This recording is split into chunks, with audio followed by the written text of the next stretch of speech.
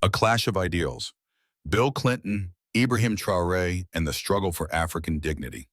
It was a sun-drenched morning in New York City, the kind that fills you with optimism. The venue was a prestigious international forum on global governance and sustainable development, bringing together world leaders, business magnates, and academics, an eclectic mix gathered to discuss the challenges faced by developing nations. Among the distinguished speakers was Bill Clinton, former President of the United States known for his bold and often controversial views. As Clinton took the stage, a palpable buzz filled the room. With his signature charisma, he began discussing young leadership in Africa, specifically drawing attention to Ibrahim Traore, the President of Burkina Faso. With a slightly condescending smile, Clinton projected an image of Traore in his simple military uniform, contrasting it against the image of Western leaders dressed in expensive suits. "Look at this young leader," Clinton quipped, adjusting his glasses. "He's admired for refusing foreign aid and promoting self-reliance. But let's be real, how can a country like Burkina Faso thrive without Western support?" This sounds more like youthful idealism than a practical strategy. A nervous laugh rippled through the crowd, but some faces stiffened with discomfort. Clinton's words aired live quickly sparked backlash across social media, though many of his supporters applauded his honesty. Others, however, found his remarks patronizing and dismissive of a nation's sovereignty, criticism that would not be ignored. In the presidential palace in Ouagadougou, Ibrahim Traore sat calmly in front of a simple monitor flanked by his aides. His expression remained steady, but his eyes betrayed the indignation he kept under control. "This man," he said quietly, "does not understand the meaning of dignity, but perhaps it is our responsibility to show him." The next day, in a press conference that would capture global attention, Traore stood resolute. His response was not just directed at Clinton, but at the lingering belief in the West that Africa is a continent forever reliant on foreign assistance. As the room filled with journalists, Traore began by projecting a clip of Clinton's remarks on the screen behind him. "Yesterday," he began, his voice steady, "a former president of the United States mocked our efforts to build a dignified future for our people. He questioned whether Burkina Faso could prosper without Western help." The audience gasped in surprise. Few had expected Traore to address Clinton's comments so directly, but his words were heavy with conviction. "You know what?" he continued, his voice thick with emotion. "He's right about one thing. Idealism alone doesn't put food on the table, but neither does paternalism or handouts build nations." With that, Traore made a bold declaration. He would send an open letter to Clinton. But more than that, he would be launching a new initiative. "I am proud to announce the launch of a campaign called Dignity Through Self-Reliance," he said. "We will create local training programs that teach people how to produce food, energy, and technology. This is not just about politics. It is about showing the world that we can build our own future without relying on anyone else." The room fell silent, the weight of his words sinking in. And who better to inspire us in that than an unexpected critic? Traore added a subtle yet powerful jab at the former president. His speech quickly went viral, sparking widespread support.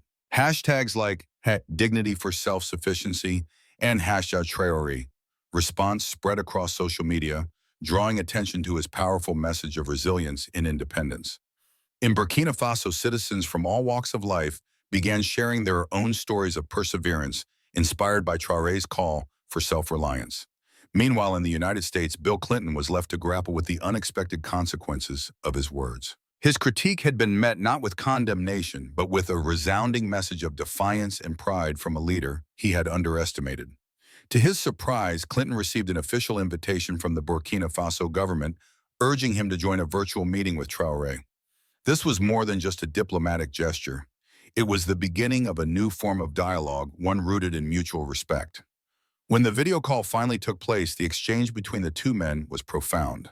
Traore has always remained calm, but expressed his gratitude. "Mr. President," he began, "your words made me reflect on something important.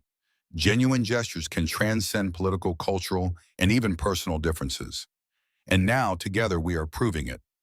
Clinton, visibly moved, responded, "Mr. President, this is an honor I never imagined I would receive. If my words have inspired others to act with kindness, then it was all worth it." The conversation between the two leaders was widely reported, and the dialogue they sparked resonated across the world. It wasn't just a moment of reconciliation, it was a reminder that acts of kindness and dignity can bridge the divide between those who once saw the world through vastly different lenses. It was about much more than politics or ideals.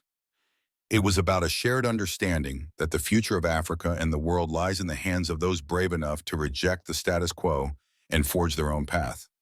Ibrahim Traoré and Bill Clinton had shown the world what true leadership looks like. The ripple effect of dignity through self-reliance, a global movement.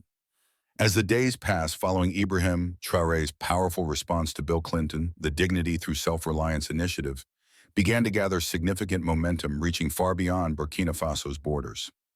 The world watched as leaders across Africa and beyond adopted similar ideas, molding them to fit their unique national contexts. The example set by Burkina Faso, led by Traoré, became a beacon of inspiration. Grassroots movements began sprouting in neighboring countries where ordinary citizens, emboldened by Traoré's words, organized intercultural dialogues and collaborations to promote self-sufficiency and dignity.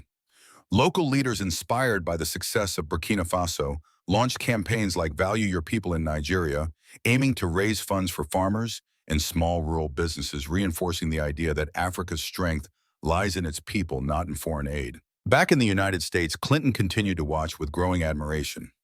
During a live interview, he was again asked about his earlier comments on the Burkina Faso president. With a noticeable shift in tone, Clinton admitted, "This man is something special," surprising the interviewer and audience. "He's proving he can do things on his own. Maybe I underestimated him." His public acknowledgement of Traoré's leadership was a moment of reflection, not just for Clinton, but for the world at large. His words reinforced the notion that true leadership isn't about power or status, but about recognizing and respecting the capabilities of others. In Ouagadougou, Traoré remained focused on his mission. His decisions were not about redistributing resources, but about sending a powerful message to the world. Africa does not need saving, it needs respect. This message echoed through every village, every community, and every individual touched by his policies. It was a movement rooted in dignity. During a visit to a collective farm in Ouagadougou, Traoré encountered a young boy named Mamadou who had been given a small plot of land to cultivate. Holding a handmade cloth doll, Mamadou shyly met Traoré's gaze. "How are you adjusting to your new life?" Traoré asked, smiling warmly. "I am learning at school, Mr. President, and now I can dream," the boy replied. Traoré, deeply moved, smiled back. The boy's newfound sense of hope, was the true measure of the initiative's success. It wasn't just about land distribution or resources. It was about giving people the chance to dream, to build a future of their own making. As one journalist noted, "Today in Burkina Faso, I saw the future of an Africa that values its history, honors its heroes, and builds bridges of dignity for all." A global symbol of leadership. The story of Ibrahim Traoré's dignified response to Bill Clinton's remarks became a global symbol of leadership that transcended politics and culture. It was more than just a political triumph. It was about recognizing the intrinsic value of every individual and acting with humility and purpose. The ripple effects of Traoré's initiative reached all corners of the globe, inspiring individuals, communities, and governments alike to rethink their approach to development and international collaboration.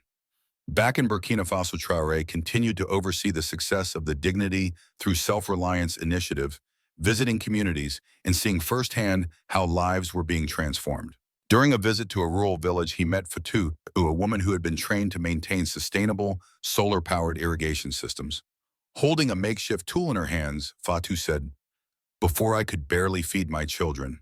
Now I'm helping other women build a better future. It's all thanks to you, Mr. President."